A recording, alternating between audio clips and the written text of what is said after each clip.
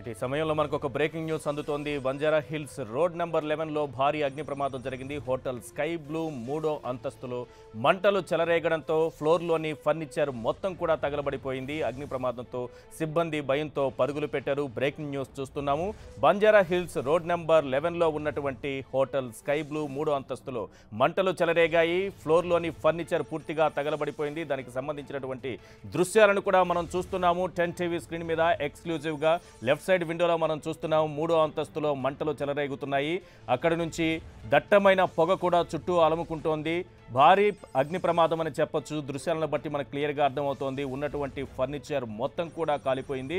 ఆ ఫ్లోర్లో ఎంతమంది ఉన్నారన్న సమాచారం ఇప్పటి వరకు అందలేదు. అయితే అక్కడ ఉన్నటువంటి సిబ్బంది మొత్తం కూడా భయంతో పరుగులు తీశారు. ఫర్నిచర్ పూర్తిగా తగలబడింది. తగలబడిపోతున్నటువంటి దృశ్యాలను మనం 10 టీవీ స్క్రీన్ పైన చూస్తున్నాము. భారీ అగ్ని ప్రమాదం సంభవించింది.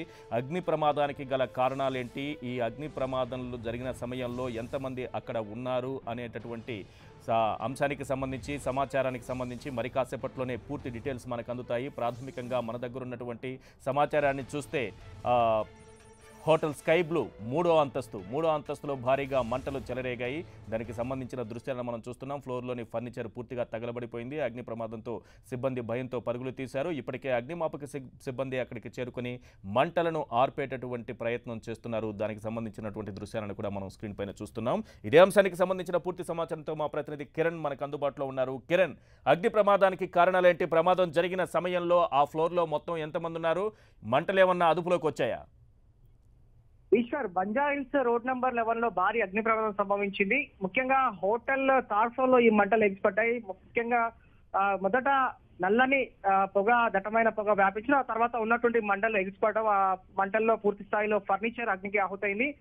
ఆ ఫైర్ యాక్సిడెంట్ ఎక్కడైతే జరిగిందో ఆ సమయంలో మాత్రం పైన థర్డ్ ఫ్లోర్ లో సిబ్బంది కొంతమంది ఉన్నారు. వారు భయంతో పరుగులు తీయడం జరిగింది. పైన మాత్రం ఎలాంటి టూరిస్టులు కావచ్చు, అలాగే హోటల్లో బస చేసేందుకు వచ్చిన వారు ఎవరు కూడా లేకపోవడంతో ప్రాణ నష్టం తప్పిందని చెప్పాలి. ఇక ఈ సమాచారం అందుకున్న ఫైర్ సిబ్బంది, అలాగే జిహెచ్ఎంసీ సంబంధించిన డిజాస్టర్ టీం, అలాగే బంజారా హిల్స్ పోలీసులు సంఘటన స్థానానికి చేరుకోవడం జరిగింది.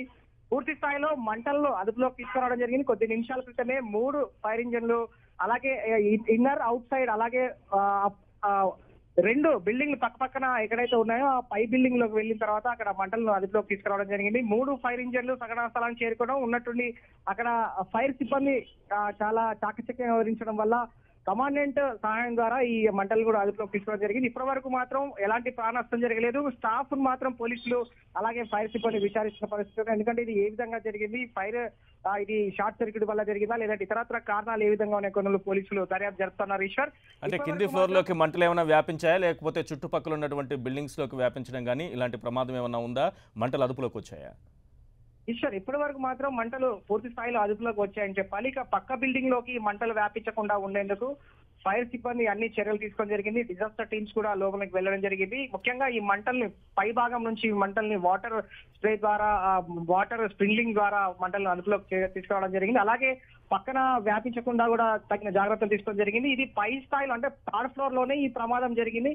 ఇక పై నుంచి ఏదైనా సెకండ్ ఫ్లోర్ కి వ్యాపించాయా లేదంటే నా కోణంలో కూడా పోలీసులు అక్కడ ఫైర్ సిబ్బంది కూడా లోనికి వెళ్ళడం జరిగింది. ఇప్పటి వరకు మాత్రం పై స్థాయిలో అంటే థర్డ్ ఫ్లోర్ మాత్రమే పూర్తి స్థాయిలో కాల్పడం జరిగింది. అక్కడ మంటలు కూడా అదుపులోకి రావడం జరిగింది. ఇంకా కూడా అక్కడ నేషనల్ జిహెచ్ఎంసీకి సంబంధించిన డిజాస్టర్ టీం అందుబాటులో ఉంది.